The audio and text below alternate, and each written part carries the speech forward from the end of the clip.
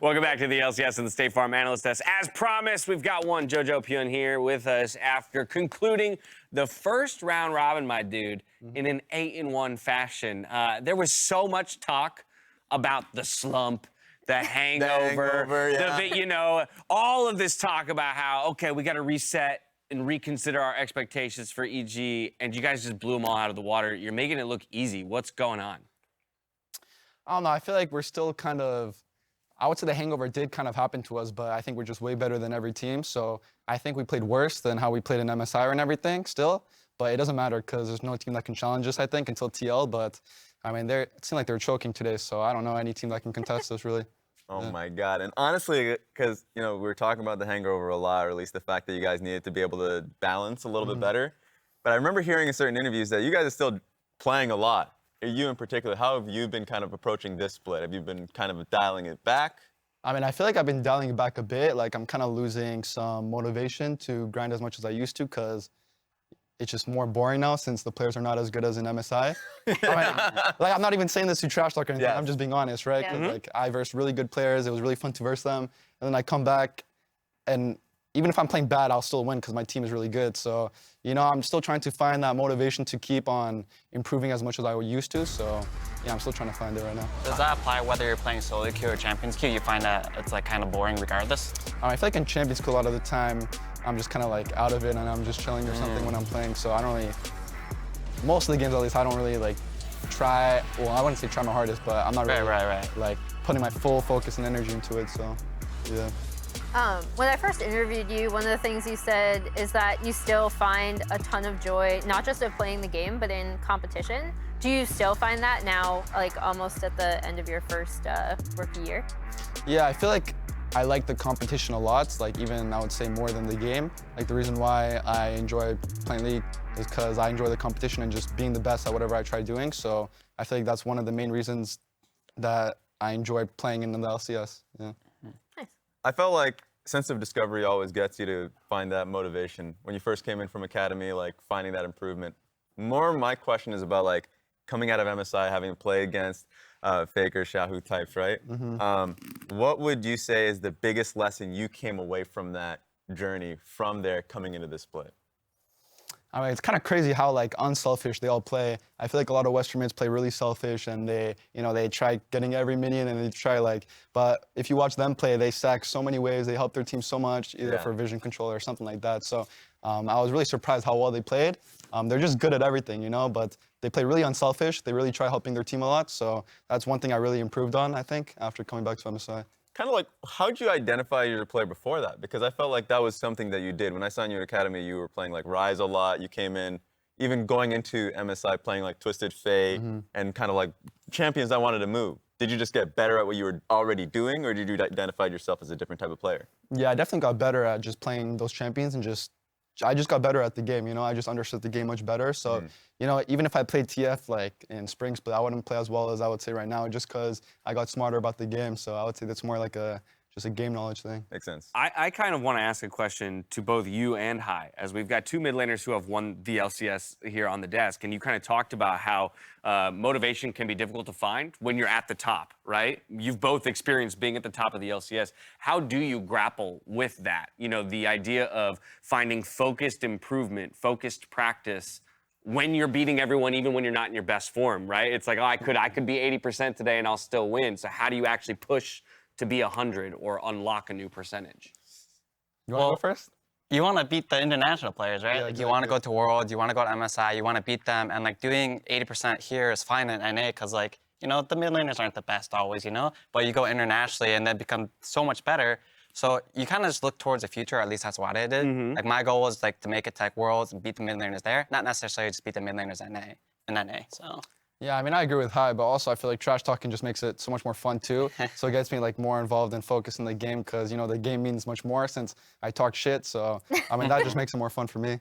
It's definitely more fun to watch, I'll tell you that much. And even still, the way that EG is putting the victories together right now has been incredibly exciting. 8-1 first half, we going 9-0 on the second. round robin? I mean, I wanted to go undefeated this split. I'm kind of pissed we lost to CLG. All right, well, you know what? You got to leave some for 2023, all right? So we'll give everyone that one lost taste, and then we'll go for the undefeated next time around. Thank you so much for joining us, Jojo, and congrats on the win.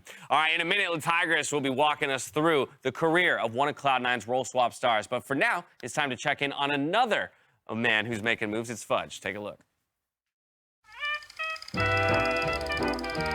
Oceanic player up from their academy to the top side. How does it feel to have 730 viewers on first time stream? That's nice. There's no sound? You guys can't hear? He wants me to leash, bro? I refuse. Berserker? Berserker? What are you doing, Berserker? He said I'm a fucking If you were on an abandoned island with your C9 team and could only save 2, who do you think would survive the longest? Jensen and Zven, probably. Berserker is completely, like, clueless. There's absolutely no way he would survive, like, more than, like, a week in, like, an abandoned island. If there was, like, animals on them, absolutely no way. We're 2.5 weeks deep into Zven's LCS journey as a support. And while pundits have discussed the significance of the role swap from such a top-tier bot laner, perhaps the audience needs a refresher on just who Zven is, or Niels, depending on how far back you go. Born from the depths of Season 1 League, beta just ended, the 2v2 game mode was legit, and his cousin was looking for a friend to play with. A couple of hours of play a day bloomed into a true grind, launching Zven to challenger status in Seasons 4 and 5 when only 50 players earned such a title. Next came some LANs, tryouts, team contacts, before Origin became Zven's first home in the EU CS, then later EU LCS. Zven was excited to play with Mythi, a support with which he had previous experience. They even made it to the EU LCS finals in summer of 2015. But for the next split, Zven and Mythi left OG for the team that had just conquered them, G2 Esports. Zven and Mythi were tremendous additions to G2's newly emerging dynasty. Back-to-back European titles and an MSI Finals appearance too made Zven a player few had bested, with a career increasingly uncontested. So many fans anticipated similar success when the bot duo came to North America in 2018, joining TSM, who were also fresh off their own back-to-back domestic titles. But the organization experienced results short of their championship caliber. It's the last time Zven and Mythi would play together. But don't worry, I saw them at a steakhouse earlier this year after Mythi was coaching him, and their friendship seems totally fine. When Zven did join Cloud9, among an entirely first All-Pro LCS team, he lifted a trophy once more, even though he broke it, becoming the first ever multi-region champion. Cloud9 fell to 4th in summer, but shook things up with Perks and Fudge, reclaiming the #1 spot in spring. Then things got a little weird. The 5-time champion spent most of summer in academy to work on his leadership skills. When I asked him what he learned during that time, he said, people and team chemistry are a lot more important than people think. He popped back in for playoffs through lock-in, racking up a few more pentakills to maintain his #1 spot on the LCS pentakill leaderboard. But this spring, poof, no Zven in the LCS. Instead, he played 1 day of scrims a week with the squad, then grinded Champions Queue. He tops that leaderboard too. So what happened? The truth is, Zven wants to win. And the way he sees it, if you're not someone like C9, TL, or EG, you got no shot. So grind he did. Cloud9 did eventually pose that opportunity to return to the LCS at the end of spring as a support. We know now that Zven said yes, but it took some coaxing for sure. In fact, you get this vibe from all his interviews that he would happily return to the ADC's flashy ways, a role he jokes can be played with a locked screen. But you can also tell he's the same methodical, blunt, outspoken, big-brained, driven pro player he's always been. Prior to the FlyQuest Cloud9 matchup, Aphromu commended Zven's game knowledge, builds, and champion mastery, believing those skills to transfer well to support. The pairing of Berserker, a Korean native speaker, and the fast-talking, slang-loving Dane should only get stronger as their communication improves. and the team around them seems willing to execute the necessary patience. Look, at worst, we see another reverted experiment with some shiny highlights along the way.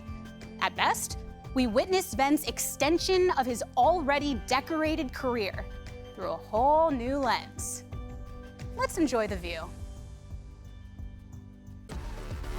Well, here we go, my friends. C9 getting a little hype. We got some monologue action here for Zven and his role swap to support, which has been a lot of good performances so far. There was that one questionable one that we don't talk about as much. So this is the team for this reason, and for the reason of Fudge switching back to top lane, and Jensen coming back from his vacation where he had not been playing League for a while, that we expected this team to have one of the biggest gains in our week off of extra practice. And they did show that yesterday. So very excited to see how they continue on that rise to the top of the LCS. And I talked to Zven in the parking lot yesterday before the show, ran into him You there. caught Zven in the parking lot? He was very, very confident in their 2-0 this weekend. He said that TSM and Immortals, like that's a 2-0.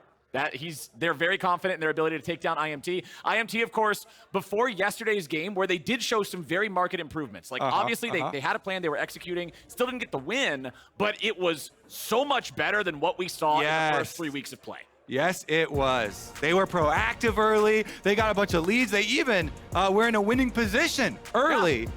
Now they just need to be able to complete that win. Yes. Walk it over to the Nexus, get that dub.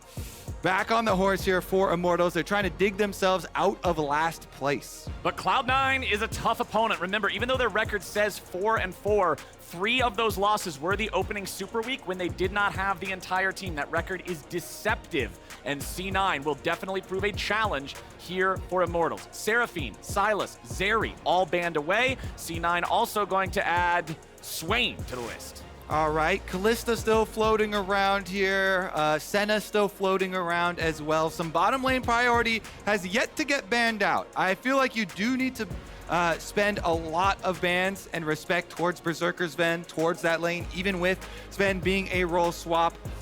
Extremely dangerous duo here. And especially if you do get the Senna, Zven has played a lot of like farming Kench and other farming laners as well. So they are going to leave it up here this time around though. So one of the two is getting through, Senna or Kalista for the bottom lane if they want to play aggressively. All right, which one's it going to be? Immortals will have first pick here. We'll see if whatever gets through, they're confident enough to draft that for themselves.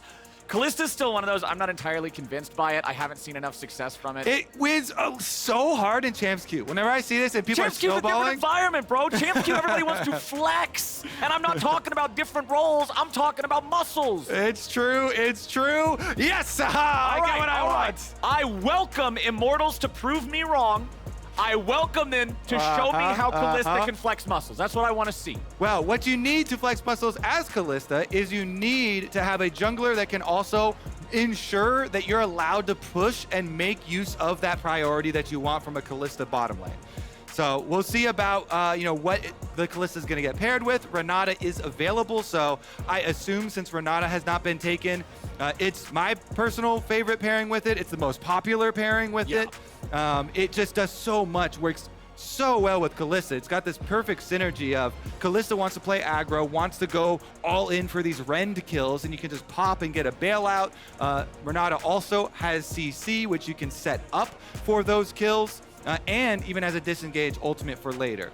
They don't go with the Renata, so no bailout for Lost. It is the older, like, classic model. This is Flowers. This is the classic model of Kalista aggro bottom lane before the new edition of Renata came out. The old tried and true Nautilus. Point and click, baby. You were hoping for a PS5. You got an N64. It's not a bad thing. It's just a little more dated. I'm fine. We're going to play some Smash Bros. Melee. Yeah, okay. Up here, okay? You got an old TV level somewhere? 9 AI in that game, so you're going to have to teach me. That game's pretty tough. Anyway, we got Braum picked up to deal with the Nautilus. Braum, one of those champions, doesn't have the same level of engage as Nautilus does, but very strong on the opposite side, the disengage, the name of the game here for Zven. Okie dokie. I kind of like that. Braum very good into the aggro Nautilus lane, as you mentioned, especially into melee champs. Super good for the disengage. Plus, Corki later on, Braum can try and walk up The Corki rockets do explode on your Braum unbreakable wall, though. So if people are standing next to you, the rocket will still explode, and they would take some splash damage. You just got to space it out a little, exactly. All right, Poppy banned away, Fiora banned away. The Poppy ban here, I like that because you already have Kalista, and you have Corki, who also likes to package in and then Valk out. Poppy's one of those champions that can really shut down what either one of your carries might be wanting to do, so they'll take that one off the table. Irelia, the final ban here for C9, keeping Revenge away from one of those carry type of champions that we've seen him play successfully before. Yeah, because you really don't want top lane carries there for Immortals to be paired with the aggressive Kalista Nautilus bottom lane. You already know, okay, Corki, Azir, that's farm lane in middle. But if Immortals have 2 lanes to try and play off, it would make it kind of difficult here. And I'm guessing that they are going to follow up with another jungle ban here. No, they ban out the blind pickable tank from the top side because they think Cloud9 are already showing, hey, we're going to go late. We've got Aphelios Azir. Guess what? We're going to have a team fight for later. We will outscale this Kalista, and we will 5-on-5 you. So they don't want the Ornn to bring structure to that Cloud9 team fight, but it's okay. Fudge or Blaber can play this Gragas. It's definitely a flex pick still. Blaber already used Gragas multiple times. He was one of the original Gragas Yasuo players as well as part of that combination. So good job here by Cloud9. They keep you guessing. And I love the fact that they had a flex pick for the 2 remaining roles on pick 4 for red side. It really gives you a nice advantage that makes your opponents have to think a lot more during their own last 2 picks. Remember, for Immortals, we still need to see a solo laner. We still need to see a jungler here. So there's your solo lane. There's your top lane. The Gnar picked up. That might be played into a Gragas. It might be played into something else, depending on how C9 wants to use the Gragas. But now, what do we get in the jungle for Kenvi? What indeed? Honestly, there's not a lot given away here, so it's just going to be a standard pickup. Okay. The Viego. All right. When you have Corki Viego, you can at least play for neutral objectives when you have a package timing. It is the increased 5-minute package timing for Corki, though, so you have to time it correctly. That was a fast lock-in on Kindred for Blaber. It certainly was. I'm excited. Bringing back the Cloud9 Kindred. They originally did it with a supportive style mid lane, so this is more risky than we have seen previously in the LCS. A lot of times our Kindred jungles have been paired with a Karma mid, or Zillion mid was very popular when Blaber played it with Jensen. This time around, though, Jensen is farming for himself with the Azir. Yes. Azir is also a pretty good combo with Kindred, though, because when Kindred ults, oftentimes your opponents will want to jump on the ultimate also and use it with you, and Azir can just sweep them off of it. Gragas the same way. You have 2 yeet buttons with Kindred. Whenever I see Kindred locked in, your team needs at least 1 yeet. Otherwise, it's just going to be this massive mess in the middle of the ulti. So I love the fact that they've paired that together with this. Of course, it will be up to Jensen and Fudge to also engage the fights for the side of Cloud9. The Azir Shuffle or the Gragas Barrel, one of those is going to be used to start it. So that's kind of what I'm looking for. One of them sets up the alley-oop, and the other one gets rid of anybody that's stuck in Kindred's ult. All right, 1 yeet forward, 1 yeet backwards. Exactly. 1 yeet to rule them all and in the darkness behind them. But Immortals, let's see if they can pull this off. They came so close yesterday to getting that second win up here against Cloud9. They've got the powerful scaling of the Corki. They've got the strong early game of the Kalista. You've got reset potential on Kenvi. All right, Immortals. Can we get a 2-0 weekend for Cloud9 coming back after the long break, or will Immortals get themselves on the board again? Let's see what we got here. I don't believe I've ever heard an Immortals chant, by the way. Are there any Immortals fans in the crowd? There we go. Hey. There we go. That could have gone really bad. Yeah, I know. I actually, as soon as I started talking, I was like, oh. As soon as you did that, dude, I was like, Monk a W. Yeah. What happened? Like, oh, thank God. Thanks for the Immortals fan in there. Let's go. All right, so Immortals, let's see how they play this one. Where do you expect to see junglers focus early on in this game? I just want to hear the chants for a No, while. I can appreciate that. It's nice. You got to relax in it. The calming Cloud9 chants. Junglers. Okay, so for Kindred players, I always think about, well, for solo queue mostly, is the level 2 red cheese ganks. Those are super frustrating for solo queue. They are way less common in pro play, and since Blaber is moving down to this bottom side, that's where he's starting. But I do want to point out that, guess what? Kenvi was also thinking that. This is the #1 thing on your mind when you play against Kindreds from solo queue is, hey, what if they go red buff, level 2 cheese me? And Kenvi intelligently wards against it. He obviously has done that to other people as a prolific Kindred player himself. All right, I just want to announce, no, they didn't start with no items. This is a known bug in the current version of the Spectator client where the scoreboard just goofs out on itself. So there we go. Now everybody has items. I was paying attention to that. I was like, there's no way 3 different people didn't buy stuff at the start of this game. Thank you so much, observers. Yes, exactly. Happy face. We're in there. We got to fit. This is you. Oh. How do you like it? That's pretty good. Wait, where's his chin? Stronger jawline. There, perfect. Okay. All right, let's get into it. It is, with the ward we talked about, covering the possibility of Blaber cheese gank. They do surmise that he's probably started on the bottom side of the map because there was a pull from Zven and Berserker. Speaking of pulls, nice job there from IgNar, going right past Zven, finding the engage onto Berserker, but then turning the aggro back onto the target that Lost could hit. You want to see this Immortals bottom lane take control early. Kalista versus Aphelios. Lots of front-loaded power for Kalista there, but Aphelios is only going to get better and better in comparison as the game goes on. Triple lane view, we can see who's got priority as Immortals is pushing the waves up in both top lane and bot lane, while C9 and Jensen have control in the mid. I love this view, actually, by the way. It makes slick, it so much easier to cast and keep track of. Obviously, I was pointing out the wards up by Revenge, and guess what? Those wards have expired. So, as a jungler, you have to look about all these possible gank angles towards Gnar. Only problem is he just popped the Scryer's Bloom, rewarded with the Scuttle Crab mark, though, top side for Kindred. So Blaber, very lucky here. 50-50'd his mark on top side. Kindred getting the first mark, very big. Remember, 4 marks get you to that big first burst of 75 extra range. And then consecutive 3 marks afterwards. Just add more and more range and power for your basic abilities. The biggest mechanic there with the Kindred.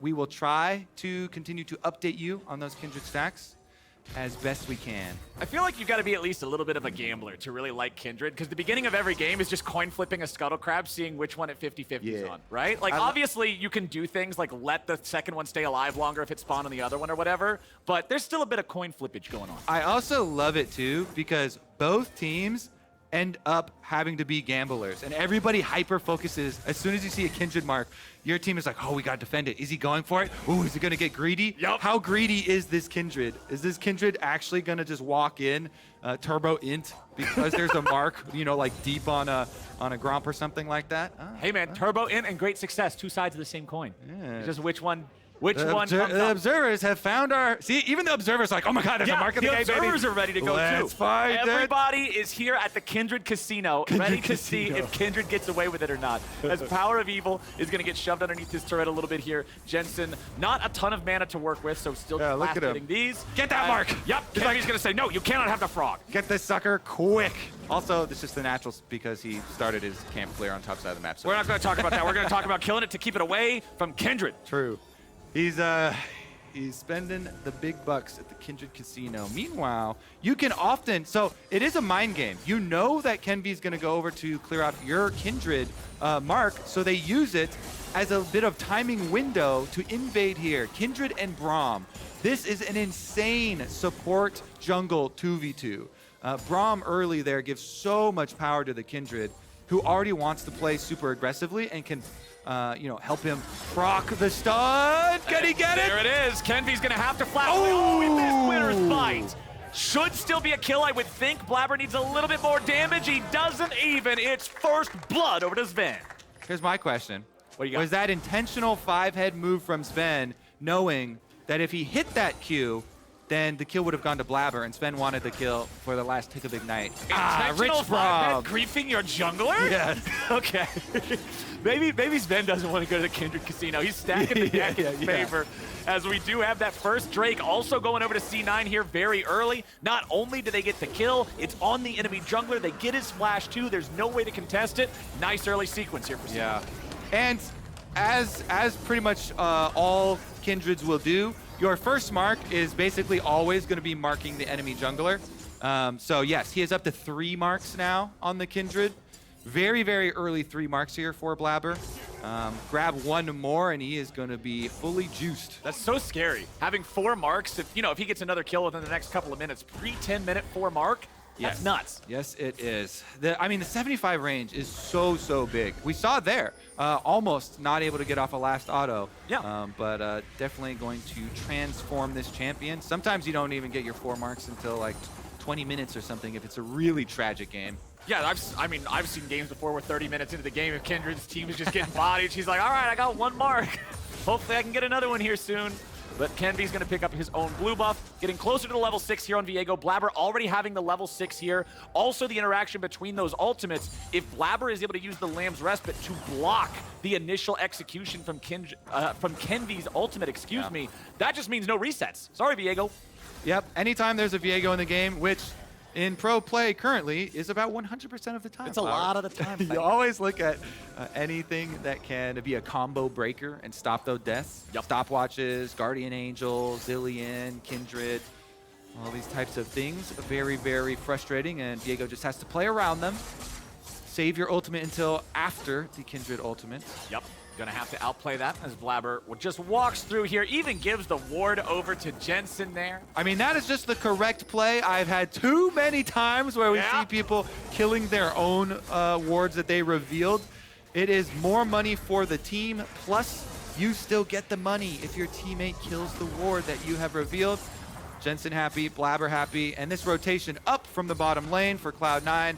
They give up. Let's see. I would like to actually see, since we know the Rift Herald is going to get taken, how many turret plates actually will be in payment. Zven's actually going to even threaten this Gnar, so Revenge will have to leave. Yep. He should be fine leaving. Thank you for the picture-in-picture, by the way, observers. 1 plate already taken by the bottom duo in payment for this rotation for the Rift Herald, and 2 plates now acquired for the Kalista Nautilus. And I like the fact that Immortals made that call, saying, all right, we're not going to contest them here at this Herald. This isn't a fight that we're confident we can win. Instead, just get money onto our early game carry, get money on there over to Lost. FTX total gold on the left side of your screen. It's Lost and Blaber currently neck and neck for that first place spot as C9 still keeps the manpower topside. They're not going to get the entirety of the turret with the charge. They will take it down below 1 plate, however, after this connects. They're still putting the DPS into it. They're going to get this very, very close. Of course, now that last plate is hyper-reinforced. So much armor and MR on that thing. C9 will not be able to complete the entire turret. Exactly, because as those turret plates die, they get more armor and MR depending on how many champions are around it. Enemy champions are around it that kill it. So super juiced with having 3 champions around it and a bunch of turret plates taken down there. Doesn't really matter to them, though, because they leave only the remnants of that top tower standing, and they still should be able to go knock that over with a split push and cash in. Rotation up here from Immortals. After the Herald has already been taken, though, so Kalista Nautilus on top side. Yep. And guess what? Aphelios, Braum are happy to swap again. Yeah. They're happy to farm on up. You mentioned Stay away. Exactly how much Berserker just wants to scale. He's even got a cull for himself. So he's like, yikes, I am out of here. Just run around, pop my cull, keep on farming minions instead of fighting a Kalista Nautilus. Great stuff. Yep, just staying away from that early game powerhouse. Immortals seeing if there might be a play to make here in mid lane. IgNar goes for the hook. Jensen has those juke boots on always. Sidesteps out of that one. Immortals won't find any sort of a move here. Under 1 minute until the Drake. Remember, the first Drake this game was at 6 minutes. It was incredibly early, so the Drake pace here is going to be accelerated, especially if Cloud9 can secure the second one. It's going to put Immortals under a lot of extra pressure extra early. So I want to see if IMT wants to really do anything about it now, or if C9 will be able to take this one for free like they did last time. But remember, that first one did come from the kill on Kenvi as well. Yes, it did. Zven already preemptively getting that vision control as well, Flowers. So Yep. Cloud9 feel very good about this. Jensen goes in, stops the recall to delay it that much further, and I think that's gonna be enough to do it. Now, the real choice is, will PowerOfEvil pick up package? You will get a global sound and an alert if they want to fight this dragon. Okay, he does. There it is. He's got it ready Did you to get go. the sound? A bunch of dog biscuits, but now let's see where the fight goes. C9's in a bit of a bad spot. Blaber having to try to escape this one. Kenvi and Lost fighting back. Nicely done. IgNar going to be thrown back towards Zven, towards Berserker. IgNar's very low. Zven and Blaber, the same story, however. Still Lamb's Respite's available. PowerOfEvil has now arrived. IMT bought enough time for their no teleport mid laner to make it down to the fight. IgNar tries to go for a hook, looking for Jensen. DOE package! Over the wall he goes, but the Lamb's Respite is out, and this fight is about to get a little bit crazy. Cloud9 trying to keep themselves alive, but Kenvi's already found the first kill on Zven, making a second onto Blaber, over for PoE. Immortals smack Cloud9 around. Yeah, that blast cone that got Blaber and Zven so low before the dragon just made them juicy targets for PowerOfEvil. That is PowerOfEvil's best package all year long that he has delivered right into the backline of Cloud9. Zven jumping off that Kindred ultimate, and then Blaber as well, even after the heal. It was picked up by Kenvi, so happy to come in with the Viego, pick up the extra kills there after the ult, pick up the dragon for them, and Immortals Flowers.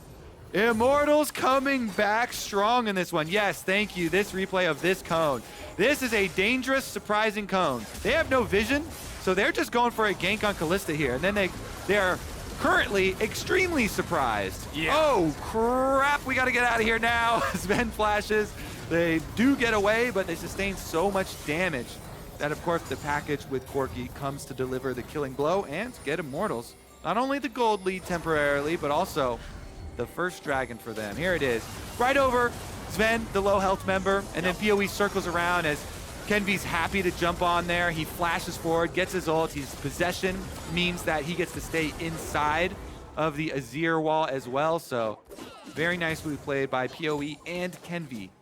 Immortals making some coordinated plays. That's what I was talking about. We got to see some of this yesterday here too. They've definitely made improvements during the 2 weeks in a row that they had, where we had the off week, twice the amount of time to just focus on yourself. We heard in the interview from Nightshare, they were like, yeah, we don't have the pressure of the stage games. We don't have to worry about specificities with our opponents. We can just look inward, and it feels like it's definitely pushed them forward as a team, and I feel more confident in what they can accomplish. Obviously, long way to go. 1-7, not a good starting spot, but being able to make moves like that when you're already behind is a good sign. Yeah, and even in this game, definitely still a long way to go. And we can see Cloud9, they get right back to the same macro they were at before. Just keep on switching Berserker in the lane. He walks up, he can finish that turret bonus gold, first turret of the game. A little bit of extra gold there picked up for the Cloud9 members. Fudge and Blaber, another cone play down here to the bottom side where Revenge is freshly mini-Gnar. Yeah, Revenge just staying close to his turret, though. Remember, without this tier 1 turret gone, it's pretty safe for Revenge to hang out here, or is it? We're going to see Fudge stepping through there, goes for the barrel. And down here in bottom lane, it's Revenge in some trouble. He's going to be killed off, and C9 lose no one. I thought he was safe, but Revenge didn't respect the barrel from Fudge. And I really like the timing on applying your E for Kindred. Sometimes, you know, Kindred will just spam out the E super early on, right when you're ganking someone for the slow. Yep. But really, the execution damage is so much. So nicely done there by Blaber. The engage from Fudge, beautiful with the flash. They do pick up the kill. Kindred gets the execution there. And the payments for Immortals is that top second Herald, as well as the Scuttle Crab. Is that 4 stacks on Kindred? No, it's still 3. Okay, he was not marked at the time, so no stack credit going over for that one. Still needs the 1 additional stack in order to get the bonus range that means so much. I like the Herald play coming out from Immortals in response. We'll see how much value they can get from that. Remember, turret plates are already gone, so it means you're looking for an entire turret take, or at least some pressure when the dragon's spawning. Something similar, right? That's actually really frustrating. If you get to 3 marks so early, and then you're just kind of sitting there, you're like, surely I'll get my 4th mark sometime. Worry. Easy, no problem. But that top Scuttle Crab actually was marked as well, and so because of the bottom play, did not get that one either. It's okay for him, though. Number 4 will come shortly, I'm sure. Big move here from Cloud9 to push in on the mid. Some pressure onto PoE, but only very, very, very little damage onto the mid turrets. Not that big of a deal. C9 without a Herald of their own will have a bit of a difficult time there, but yes. Nice extraction there from Blaber. I like how he was confident enough to do it in the vision. He jumps over the Raptor wall here to assassinate that chicken. The high-value chicken right there. get the mark number 4. Good heads-up play there from Blaber. No fear. And it's a very important timing, too. 16 minutes into the game, Tier 1 turrets falling at different spots on the Rift means we're going to start seeing these larger fights, where 75 range means a ton in terms of being able to find a position to deal damage while not just inting your own face off. Yeah, very big. Finds the presidential chicken in the back. The presidential chicken. Mr. Chicken. Marked him. Mr. Chicken did not have enough bodyguards. Blaber ran past all of them. Chicken Secret Service really leaves a lot to be desired. As Revenge and Fudge down here in bottom lane. Fudge, he was down about 30 CS or so earlier, has made up a good amount of that distance. Of course, the kill that they got onto Revenge down here did him a favor with a bit of that. Everfrost, as the Mythic, provides a lot of extra playmaking. First strike on Gragas generally leads towards those more AP-heavy builds. As C9, they still got Blaber and Zven hanging out together. These two, they're really helping to illustrate what you were talking about, how deadly Braum and Kindred are together. They always explore as two. It's Zven able to face check brushes. It's Blaber there for the punish if somebody is caught isolated. As C9 will start up the third Drake of the game for themselves. PowerOfEvil is about to pick up the package. He will have an Unleashed teleport ready to go. Cloud9 trying to burn down the Drake fast enough. Kenvi's going to be tagged. He will not be able to get in there, and Berserker's the one to finish off the objective. Immortals commit the package, commit the teleport from PowerOfEvil, but they are not there in time. Yeah, too slow. A little bit too slow there for Immortals. The timing with Corki has become a lot more tight when they change the package timings there to have that full 5-minute duration. Revenge, though, still going to get bottom side turret, so Immortals still pushing in, getting some gold back for themselves, cutting that lead down to a measly 200. And they're ready to try to get another charge out of this Herald here onto the Tier 2. C9 really wants to stop it. They use the barrel from Fudge, getting the ulti there, and they burst down the Herald. Nicely played from C9 to stop any more collateral damage from that one. IgNar and Lost moving forward, looking for Jensen. He's in trouble, 3v1, sayonara, no way out for the C9 mid, as Lost is able to pull his own support to safety, flash out, and get them both out of there. Yeah, a little bit of lazy positioning for Jensen. I don't think he continued to respect the package. PowerOfEvil still hunting around with package, wanted to make the play here, and he falls right up on that IgNar engage. Meanwhile, bottom side Revenge now. All right, Fudge is having a good time down here with these trades so far, but he is respecting the Mega Gnar bar. Revenge gets that one, jumps away. Fudge will just go right back to farming there, gets a little bit of extra money thanks to first strike. All right, Kobe. We got about 1 minute until Baron. We got about 3.5 minutes until the Drake spawns. How are we feeling about the current state of the game? It's a very slight gold lead for Immortals, but you've got Aphelios and Azir on the side of C9. Yeah, and Kindred. Kindred is one of the strongest scaling DPS junglers for sure. And the fact that Kindred gives safety to Azir and Aphelios means so much for this late game Cloud9 team fight. You mentioned the double yeets, the Azir wall to sweep people off, and the Gragas ultimate. So there's so much protection for this Azir and Aphelios and Kindred backline for Cloud9 that Immortals, while they do have a poke advantage with Corki, they're going to have to definitely make some big moves. Well, teleport coming in. Fudge seeing if maybe there's an angle here. PowerOfEvil immediately Valkyrie away just to make sure he doesn't get caught out by a barrel there. And also, I'd say Gragas actually has 1.25 yeets because his belly bump moves you a little bit. Yeah. Not a lot. Like, you kind of got to be on the edge of the stupid thing to begin with, but it could still do it, possibly. Yeah, it is one of those sumo wrestlers that's going to barely get you out of the edge, but you have to be close already. If got to work you over there. Outside of the circle, you're still out, right? Yeah, something like that.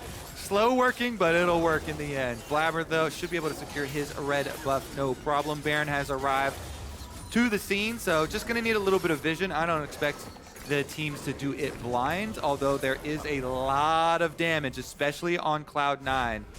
Remember, Azir with a Leandries and a Kindred with a Kraken. Oh, they melted. That thing can melt, especially if Berserker's got red-white guns like he does right now. So Immortals especially need to prioritize getting some vision around this Baron area. You see they have already 3 wards here leading up to it. That thing is definitely in danger of being melted. Well, here in about a minute and a half, we will have our next Drake on the other side of the map. Immortals may have found Zven. Putting up that shield, defensive positions here. Nautilus ulti on the Berserker over the wall. Forward. Blaber jumps in. Is this actually dangerous for him? Lamb's Respite gonna be used, and Kenvi is already down. IgNar pulled to safety. Blaber, he will join the enemy jungler. Both of them traded 1 for 1. Yeah, Lost demonstrating how good Kalista is against targets on Kindred ult, though. You can just keep stacking the spears in and then rend them out after the Kindred ult has dropped. So 1 for 1 trade on junglers. Honestly, no real priority gained. Both of them going down, no vision, real big movement there, so it's a wash. Well, we do have 55 seconds until the Drake now, and if we're looking at the ulti timers, it looks like Blaber will not have his available in time, but Kenvi's might be ready to go by the time we get there. So that may be an edge for Immortals that ends up giving them at least a slightly positive trade overall in that. But I am expecting a fight here for this Drake. 30 seconds until it pops up. Cloud9 bringing everybody down here. You can see PowerOfEvil coming out of the base for Immortals.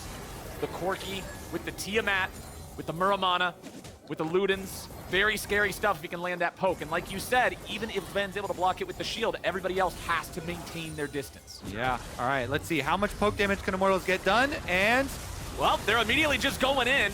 Zven the target, but Braum is never who you want to initiate on. Kenvi eating a lot of damage now too. Has to try to get himself away. He does not have the Heartbreaker. It's still barely on cooldown. Immortals lose that fight in terms of the health bar trades despite no deaths. PowerOfEvil's going to try to equalize that a little bit here. Shoot out those last few rockets. Revenge is in the Drake pit. Fudge still trying to maintain some pressure here on the higher ground upside the river ramp. C9 looking for the Drake, pulling it out a little bit. They don't want to give Kenvi the opportunity here for the steal. Revenge is back into Gnar. He's coming up on the flank, but it is secured by Blaber. C9 still seeing if maybe there's a fight to be found. Still moving as 5, but still need to respect the power of the rockets coming out from PoE. Now, here you got the engage. Fudge having a flash on back. Zven throws out the Glacial Fissure. C9 no longer want this fight. they got what they came for. They got the 3rd dragon. Immortals, though, a lot of damage dealt, and they're turning their sights towards the mid turret. Oh, Fudge throws out the ulti, but the angle isn't there. Immortals are able to get out of the way in time. Fudge does save that mid lane tier 1 for C9, still standing after 23 minutes.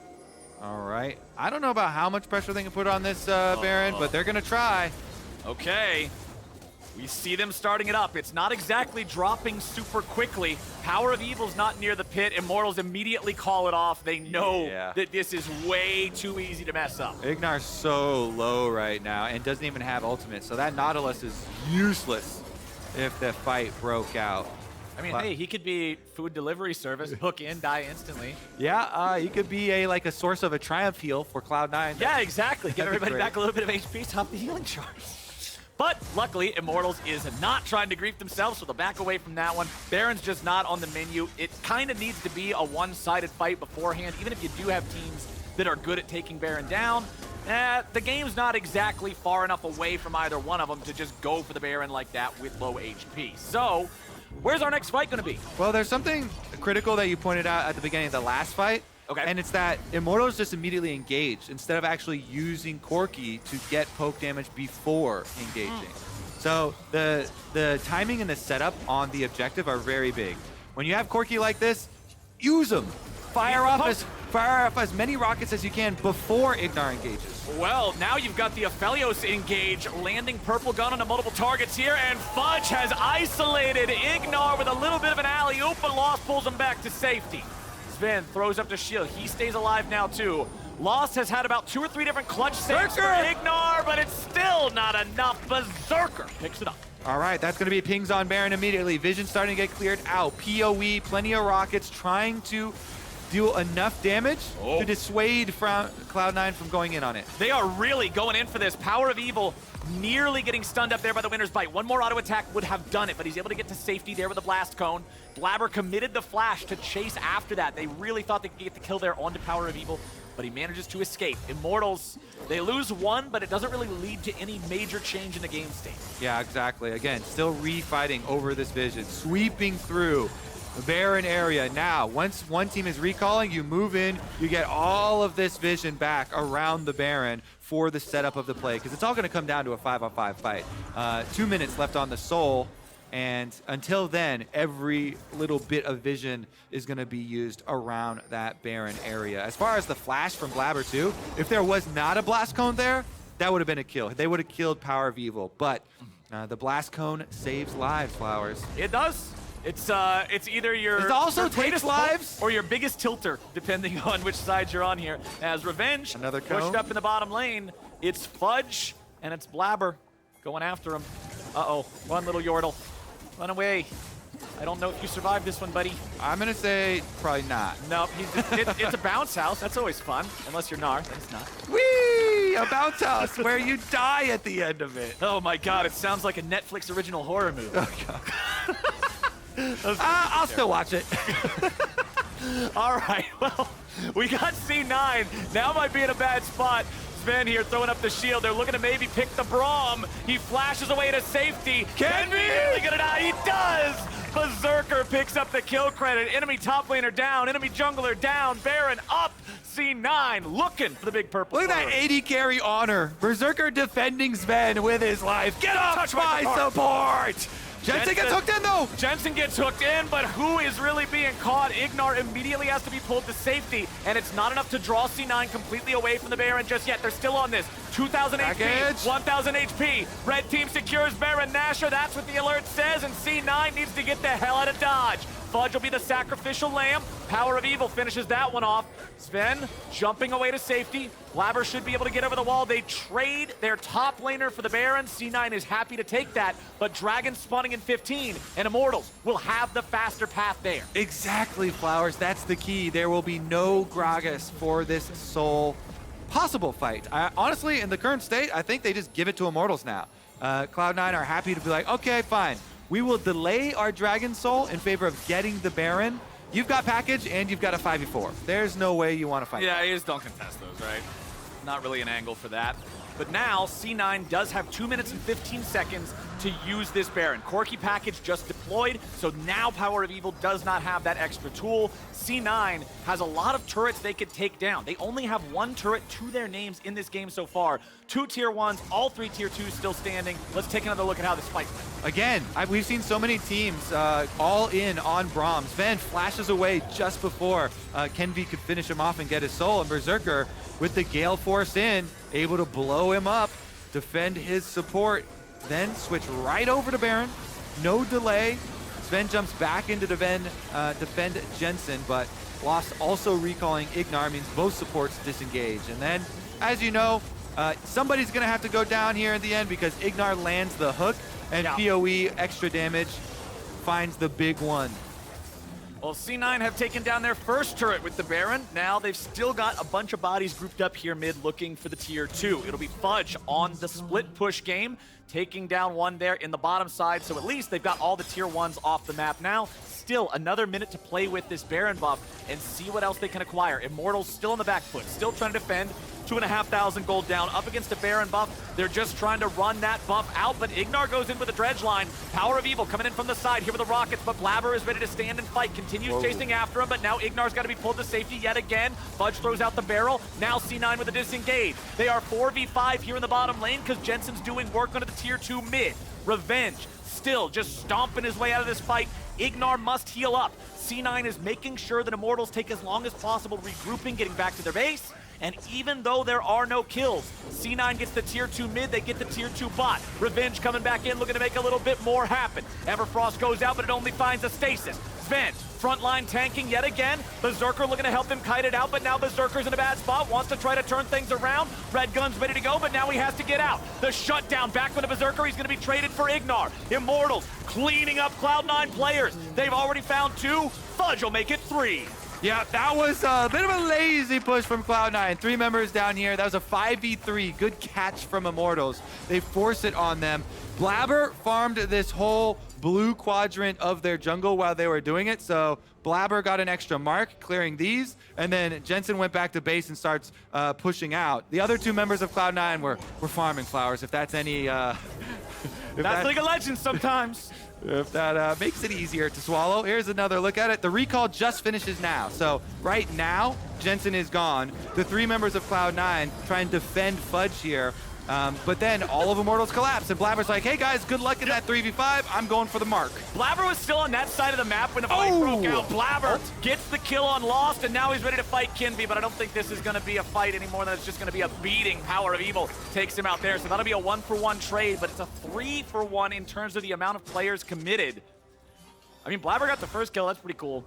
But yeah, definitely watching that replay as they get engaged on bottom lane, and Blaber's like, I'm going to go get a blue buff. See y'all, there's a mark on that. That's not exactly what you're hoping for there. Obviously, not what Cloud9 would have liked to see, but hey, it happens sometimes. Still 3,000 gold up, still on Soul Point. Kindred players play with earbuds in, blasting their own tunes, you know. What do Kindred players listen? I'm trying to think of what would a Kindred, like, is it one of those relaxing, like, meditation, 10-hour YouTube things? It's like mute sounds of the forest?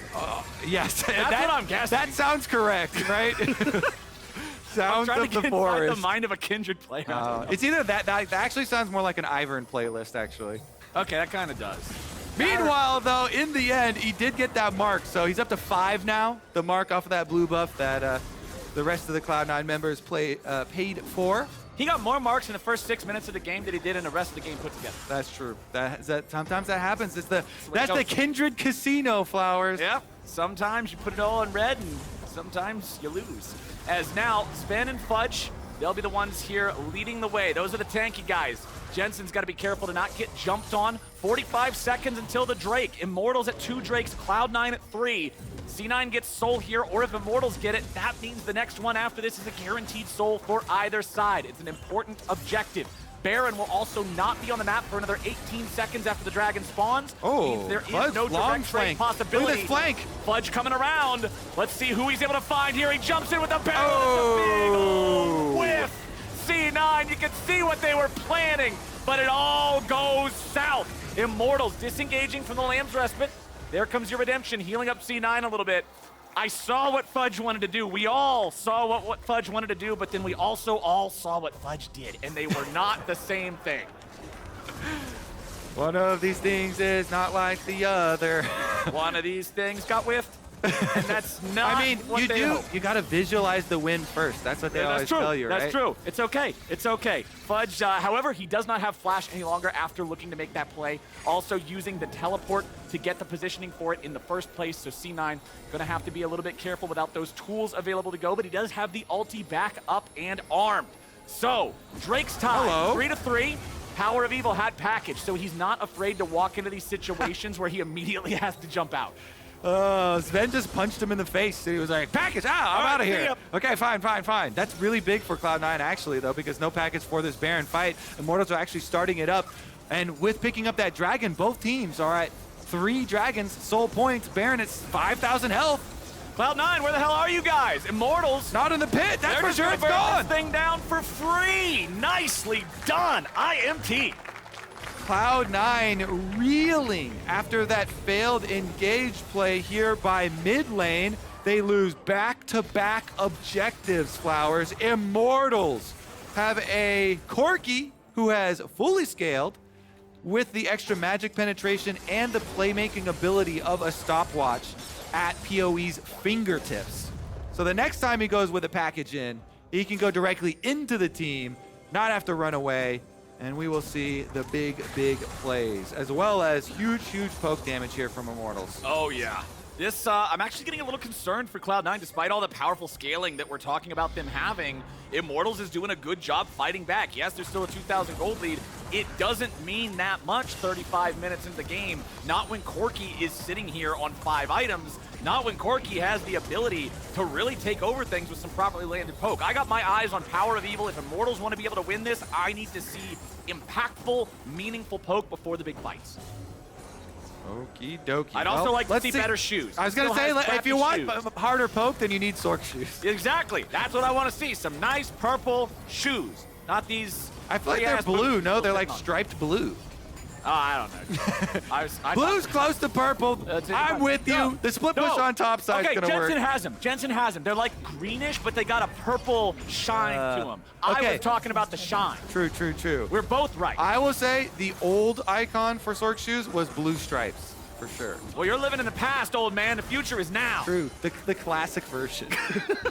The old school one. Hell yeah. All right. C9's trying to defend this tier 2 turret, but it is barely hanging on by a thread. It's time to send that one home. Goodbye, good night. Immortals tying up the turret count here 5-5. The gold nearly even now as well. This game could go either way, Coach.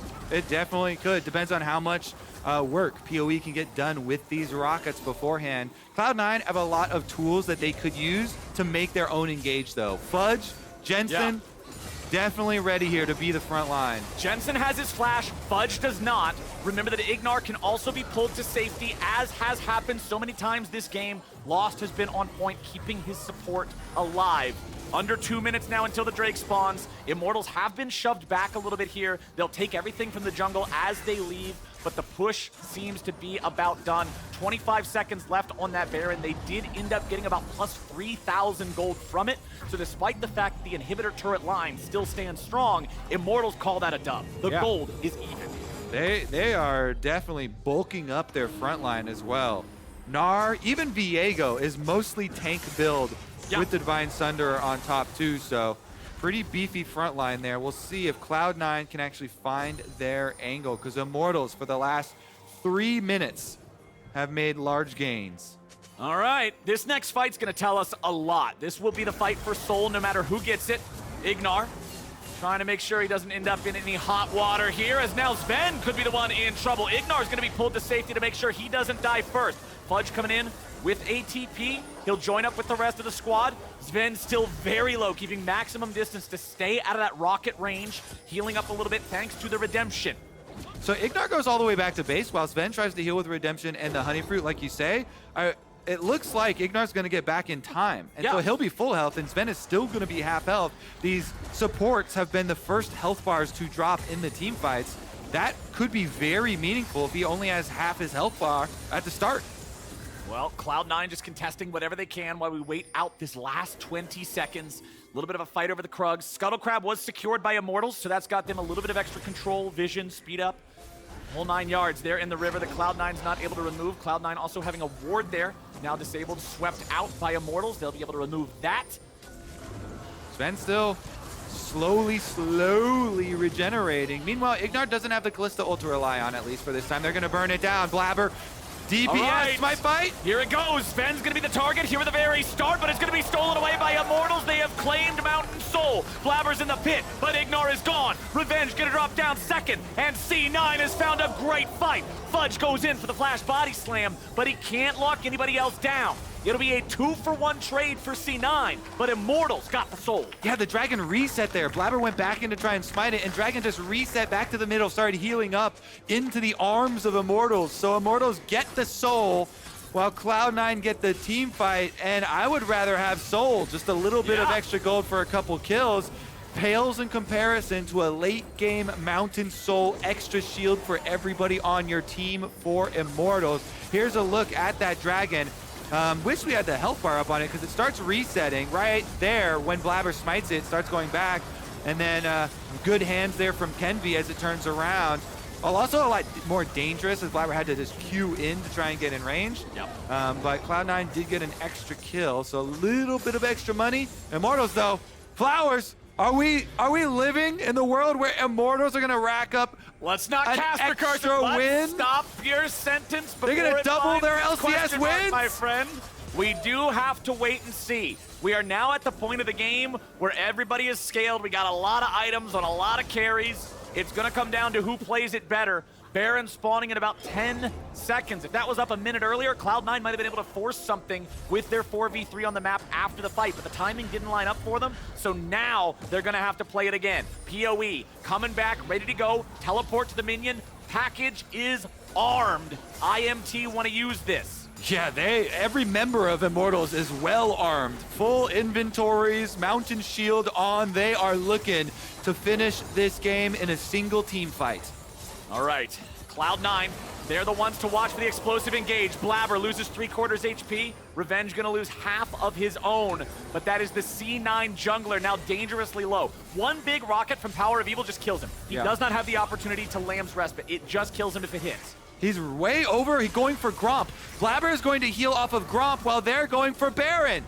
Immortals. This could be dangerous. He gets the Gromp heal, and he gets over. The rest of the Cloud9 team do by time. PowerOfEvil poking the rest of the team down. Blaber has healed up. Here we go. Blaber's making his way over. PowerOfEvil defensive package to get himself back to safety. Baron's down to 4,000. 3,000. Who's going to end up taking Blaber? Stolen away by Blaber. Fudge on the front line. He's going to be in some trouble. He's going to be dead instantly. Kenvi going in with the stolen Gragas body, looking for a little bit more. Berserker fires off the ulti, but he ain't going to get much, except a nice golden tombstone. Revenge looks for more. Blaber stunned up into the wall, and IMT might just win it here. Long have we awaited. Immortals activated. They're going to get inside the base flowers. Fully scaled, level 18 Corki coming at you. Zven and Jensen must try to hold 2v5. They stole away the Baron thanks to Blaber, but Immortals wants to end it. And I'm not just talking about the game, I'm talking about the loss streak. I'm talking about the bad vibes. I'm talking about Immortals putting in work these last 2 weeks. They get rid of Zven, they get rid of Jensen, and Immortals just took out Cloud9. Look at his face. He is so damn happy. I love that.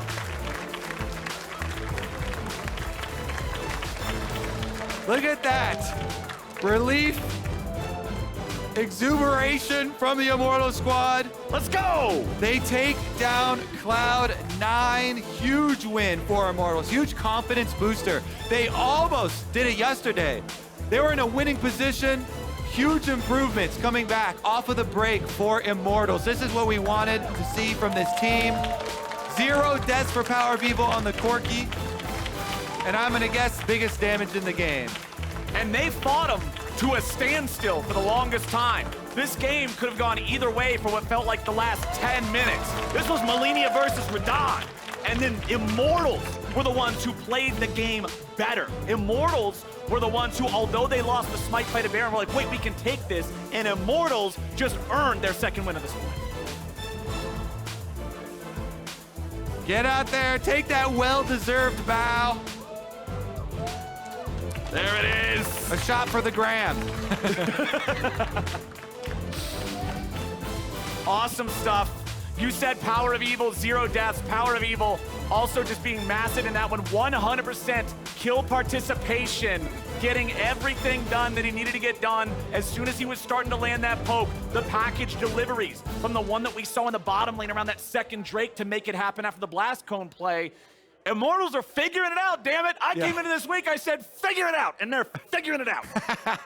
I always love, like you're talking about too, the smiles after you've been working so hard and you've been losing so many games. All of that pressure just kind of released off your shoulders. Really big stuff for them. That's going to be a big one. PowerOfEvil going to join high as well for a pro-to-pro.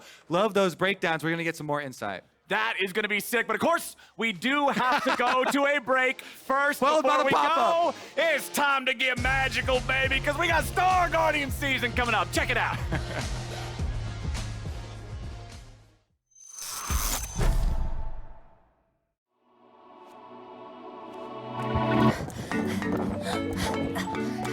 I said no, Seraphine.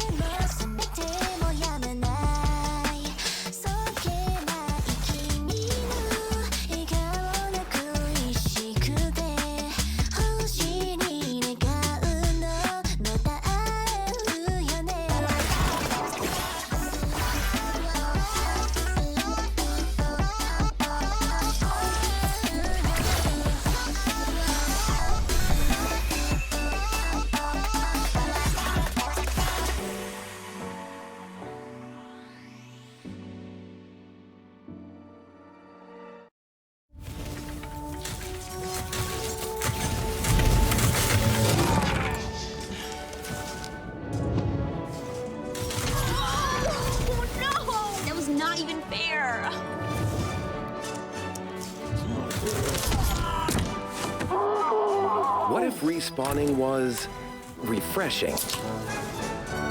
Here's to the round between rounds.